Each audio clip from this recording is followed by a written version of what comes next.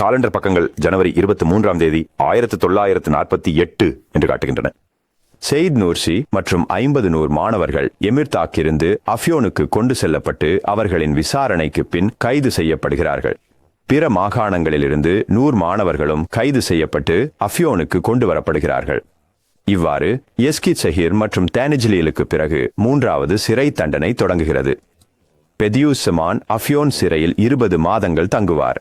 மிகவும் கடினமான சூழ்நிலைகளில் அவர் எல் ஹுச்சேதுஸ் செஹ்ரா என்ற தலைசிறந்த படைப்பை எழுதியார். இது ரிசாலே நூர் தொகுப்பில் 15வது கதிராக சேர்க்கப்பட்டது.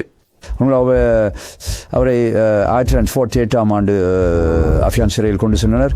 அங்கே அவர் 20 மாதங்கள் கான்கிரீட் செல்லில் தனிமைப்படுத்தப்பட்டார். அங்கே இருந்த சகோதரர்களில் ஒருவர் எனக்கு சொன்னார்,